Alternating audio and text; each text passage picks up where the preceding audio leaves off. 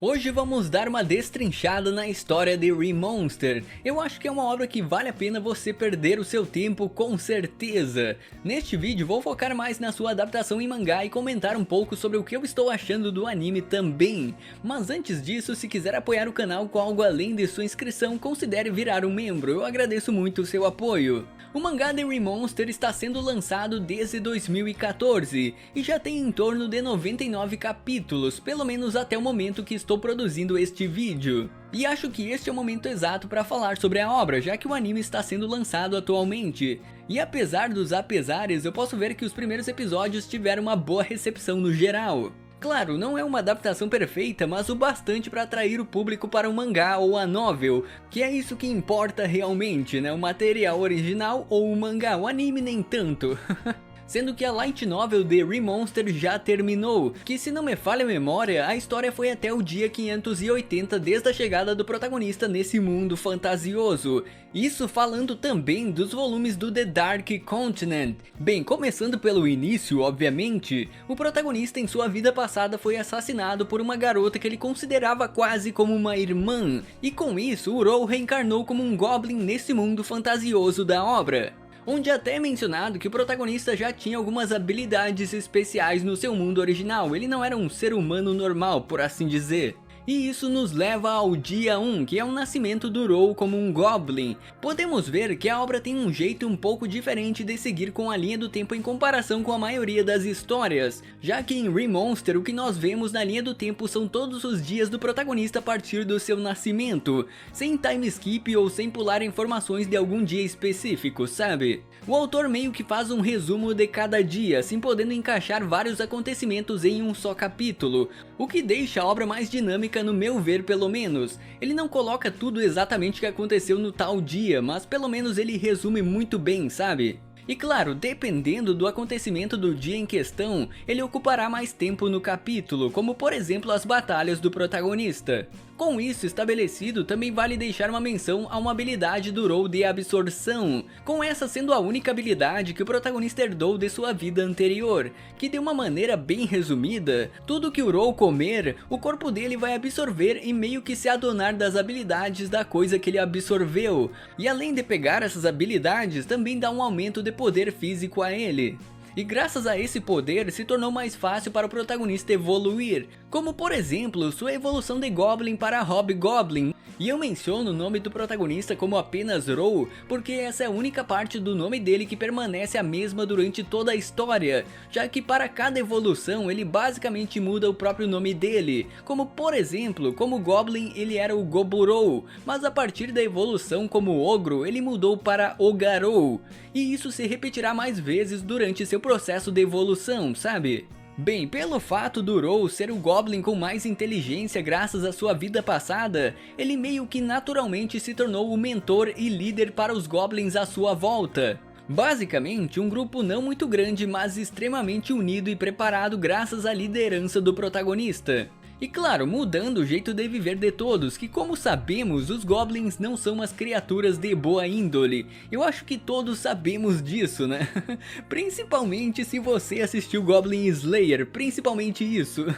Em Re:Monster não seria diferente. Os Goblins seguem os mesmos instintos que você já esperaria desse tipo de ser, sendo uma raça de baixa inteligência que sobrevive à base de seus instintos selvagens, basicamente.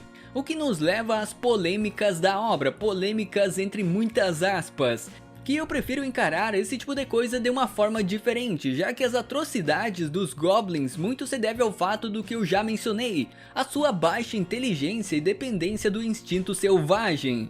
E um exemplo dessas polêmicas de Re:Monster é a própria mãe do protagonista, sendo uma humana que foi usada pelos Goblins, para simplesmente satisfazer seus desejos e reproduzir sua espécie. O mangá não detalha como aconteceu o ato, mas nos mostra o estado deplorável das humanas que foram usadas, sabe? Pelo menos a partir do momento em que Uro assume a liderança do grupo, ele começa a estabelecer novas regras a respeito disso, e um bom exemplo dessa mudança é logo no capítulo 7 do mangá, quando alguns Hobgoblins acabam retornando para o grupo após saírem em uma expedição, assim trazendo algumas mulheres humanas capturadas. onde podemos ver o Rou se responsabilizando pela vida dessas mulheres e colocando os Hobgoblins restantes em seus devidos lugares. Fora que podemos ver esse sofrimento das humanas de terem sido capturadas por essas criaturas, como se não restasse nada além de aceitar um péssimo destino, sabe? Mas felizmente o protagonista conseguiu contornar isso, dando sua proteção a elas e até mesmo ganhando total confiança dessas humanas com o decorrer da história. E pra vocês terem uma ideia do quão brabíssimo é o nosso querido protagonista em Remonster, quando alguns Hobgoblins tentaram se rebelar e atacar as mulheres humanas, o Rou conseguiu impedir eles graças à sua habilidade de percepção de presença, assim literalmente torturando todos os envolvidos e usando eles como exemplo para o resto do grupo não tentar o mesmo. Realmente um protagonista que vai dar orgulho com certeza. E já que eu toquei no assunto de mulheres, Remonster também pode ser considerado um mangá de romance, porque esse também é um gênero presente na obra, mais especificamente um romance com harém. Essas humanas que foram salvas por ele meio que acabaram despertando um sentimento a mais pelo protagonista, que mesmo quando o Rou deu a oportunidade a elas retornarem à sociedade humana, elas simplesmente acharam um absurdo abandonar suas vidas ao lado dele. Sendo que desse harém eu posso classificar a Kanami como a heroína principal, já que ela também era uma Goblin assim como o Rou e foi evoluindo de espécie conforme avançamos na história, dando destaque para sua forma como vampiro, que convenhamos, como uma Goblin ela era realmente judiada, coitada dela. Mas na sua forma de vampiro se tornou possivelmente a waifu mais bonita da obra, literalmente um belo upgrade. E assim como já mostrado no anime, o Rou não é o tipo de protagonista virgão, ele realmente toma responsabilidade e faz o que deve ser feito em uma relação amorosa. Com direito até a filhos no mangá mais à frente na história, podemos definir como um protagonista de cultura com certeza. Por fim, para falar um pouco sobre esse lado guerreiro do Rou, apesar dele passar um ar de protagonista overpower, que ele realmente é, ele às vezes consegue encontrar algumas criaturas que dão um certo nível de dificuldade, principalmente relacionado a chefes de dungeons ou criaturas de alta classificação em geral. A obra foca bastante nessa aventura e descobrimento do continente, além de focar bastante também na conquista de dungeons e na formação de relações para abranger as alianças do grupo do protagonista. Bem, pra mim é um prazer falar sobre Remonster aqui, porque é um mangá que eu tenho um carinho muito grande, mas pra ser sincero, a adaptação do anime poderia ser muito melhor, mas muito melhor realmente. Primeiro, por estar sendo produzido por um estúdio que nunca foi um bom exemplo de boa animação, que é o estúdio Den, e pelo fato do anime querer amenizar o conteúdo mais pesado do material original, para assim contribuir para criar um público extremamente sensível a coisas pesadas, pelo menos parece que é isso.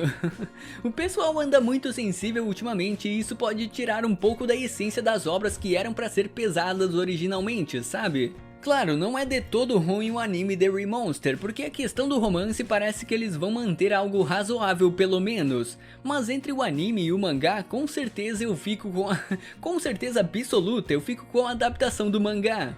No mais, era basicamente isso por hoje. Se você não conhece Remonster ainda, apenas dê uma chance apesar dos seus temas pesados. Eu acho que vale a pena perder o seu tempo. E como essa obra é sinônimo de história boa, futuramente irei trazer mais conteúdo relacionado a Remonster. Por isso, inscreva-se, confira o sininho e até uma próxima! Você ouviu e assistiu, ou só ouviu, ou só assistiu mais um episódio na Adega Arte. Confira também outros vídeos da programação E considere se inscrever para apoiar o canal. Nos vemos no próximo vídeo.